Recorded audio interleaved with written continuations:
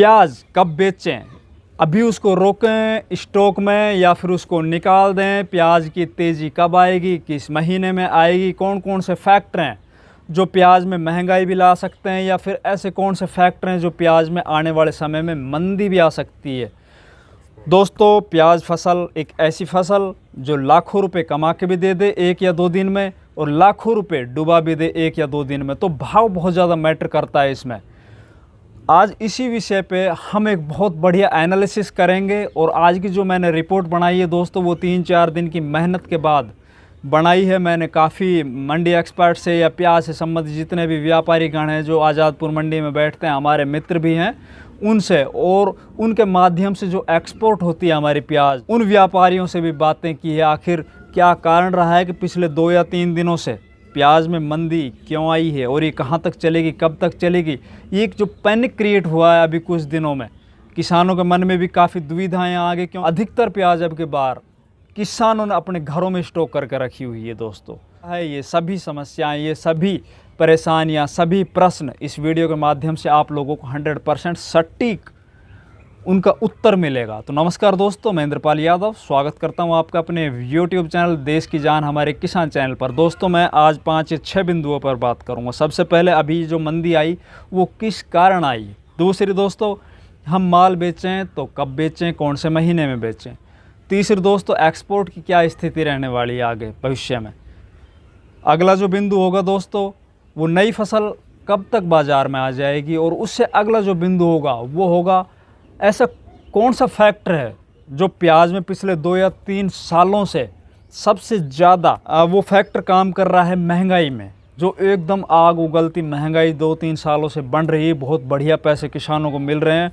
तो वो कौन सा फैक्टर है, वो फैक्टर अब की बार भी आएगा या नहीं आएगा? तो इन सबसे पहले जितने भी किसान भाई या व्यापारी भाई हमारे चैनल पर नए आए हैं, या जिन किसान भाइयों ने अभी तक चैनल को सब्सक्राइब नहीं किया, कृपया चैनल सब्सक्राइब कर लीजिए, वीडियो को लाइक और ज़्यादा से ज़्यादा शेयर कीजिए। दोस्तों, अब बात करते हैं प्याज में मंदी क्यों आई है। तो सबसे पहले जो बातें निकल के आई है तो वो ये है दोस्तों, बाज़ारों में अभी कुछ दिनों से एक तो आवकें हैं वो बहुत ज़्यादा बढ़ गई है। आवकें बढ़ने के साथ साथ जो माल है, जो क्वालिटी है, वो हल्की क्वालिटी बाज़ारों में आई है। तो उनकी डिमांड है वो टॉप क्वालिटी थी नहीं, उनकी डिमांड है वो हल्के रेटों में है। एक तो ये कारण बना है दोस्तों। दूसरा जो मेजर कारण बना है, सबसे महत्वपूर्ण कारण बना, वो ये कि जो बांग्लादेश को हमारा एक्सपोर्ट चल रहा था, वो बांग्लादेश में अभी तीसरी वेव कोरोना की आने की संभावना है।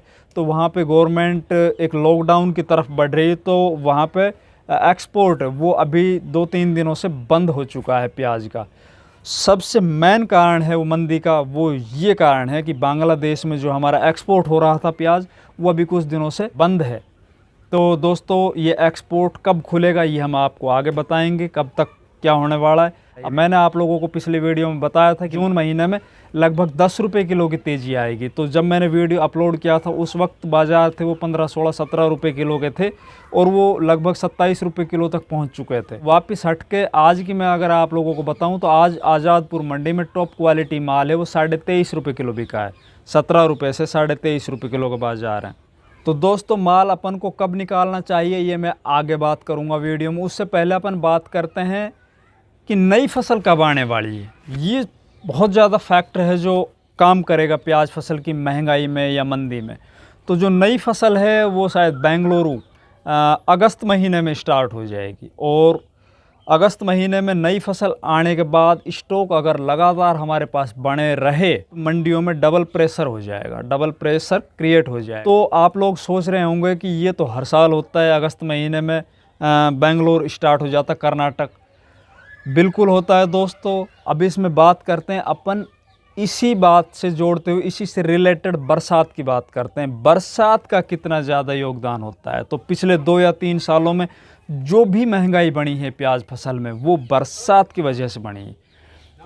अगर इस साल भी बरसात दक्षिण भारत में, और जो पिछले साल महाराष्ट्र नासिक में बरसात हुई थी जिससे खड़ी फसल बहुत ज़्यादा ख़राब हो चुकी थी, और बेंगलोर की फसल थी वो भी लगभग आधी फसल बर्बाद हो चुकी थी, तो बाज़ारों में बहुत कमी आ गई थी प्याज की। तो बाज़ारों में कमी आने के कारण जो बेंगलोर की प्याज थी वो वहीं पे दक्षिण भारत एरिया को ही पूरा कर पा रही थी, और नासिक में जो प्याज ख़राब हुई थी वहाँ से भी बहुत ज़्यादा एक बार बाज़ारों को हवा ऐसी मिली कि वो महंगाई है वो एकदम चढ़ती चली गई और वो लगभग 70 रुपये किलो तक प्याज गई थी दोस्तों।